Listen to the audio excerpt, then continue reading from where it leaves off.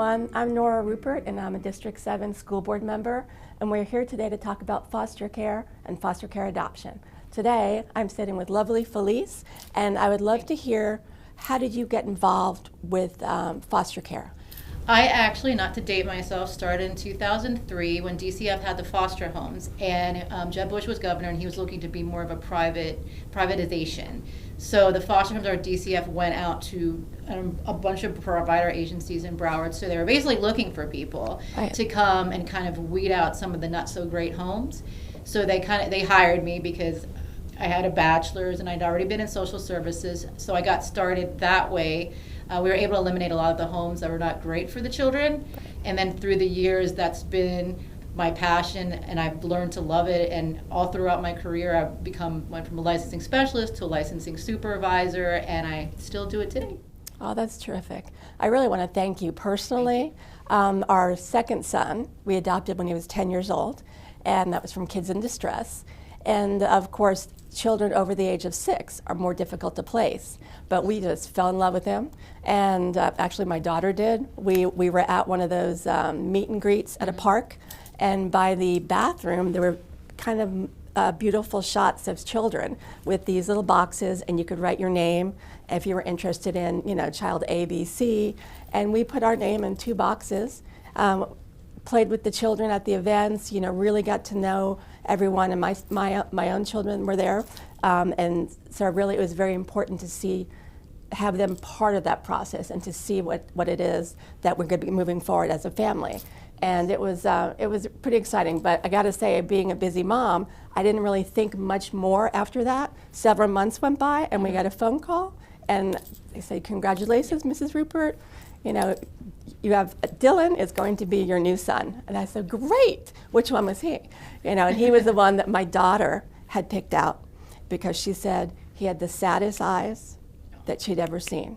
And I thought, okay, I couldn't disagree with that, so we did.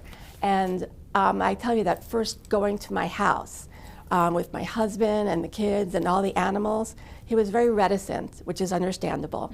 But when the cat came in, a whole new picture.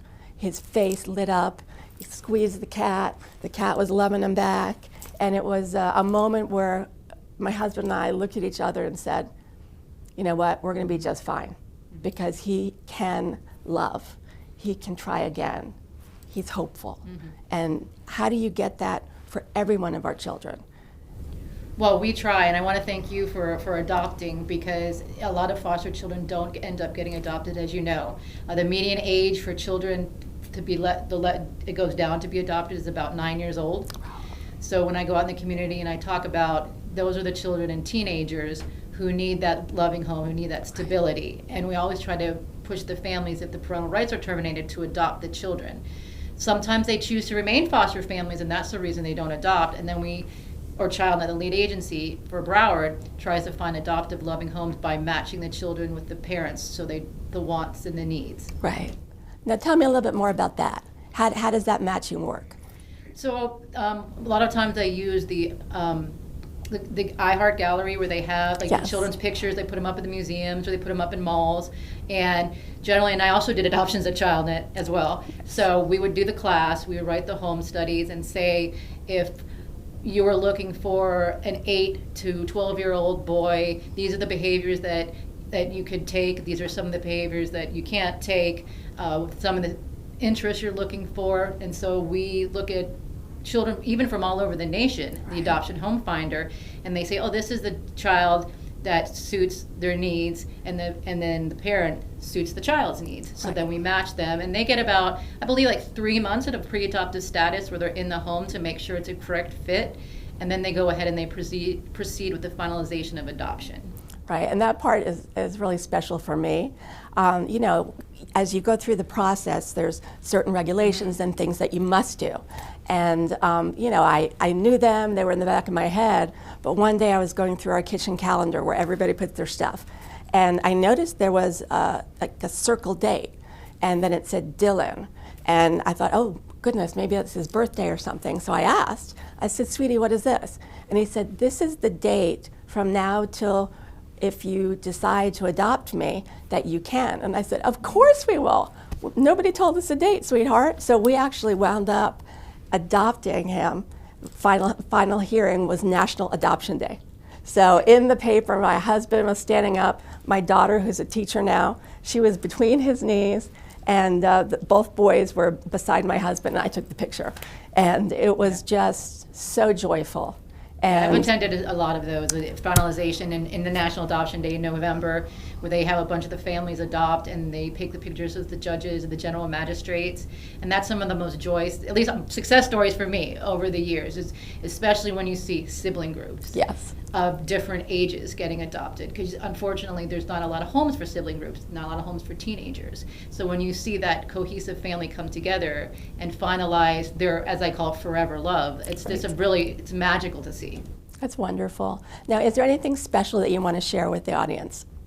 There is a massive need for foster parents all over the nation, to be quite honest, but especially in Florida. And statistics are that in 2020, when the pandemic hit, a lot of foster parents closed their home because they were scared of taking in, strangers and children, even though we did test them frequently. So a lot of the parents, and because they had, their own family issues, financial issues, family members got sick, so they closed their home. And over the years, it's steadily gone downhill. And last year was the lowest amount of foster homes that's ever been in the state of Florida. Oh my. Unfortunately. So a lot of the children end up in the shelters, the group homes when they don't necessarily need to. And they stay in the shelters for a long time because there's not a relative that will step up or a non-relative. So we really need those foster homes that will, open their home and open their hearts, as they say. Well, I want to thank you once again, really, for all that you do and you've done, and I know you'll continue to help our kids in the state and, of course, all throughout the U.S. And we will put links on so people are going to get the information. And as someone who's fostered and foster adopted, it's a wonderful experience, and you have to have a big heart. But let me tell you, you receive so much love. Yes. People say, "Oh, you're so lucky. Your kids are lucky. You adopted 3 children. That's wonderful." And I said, "No. We're the lucky ones." Absolutely. So I really just want to thank you again. And I want to thank you, and I just want to make a plea to anybody out there. If you're interested in fostering, go ahead and do it. The children aren't broken. They just need your love and care to be successful in life and to thrive. Thank you so much. So once again, I think that we had a lovely talk about foster care, and we'll see you next time.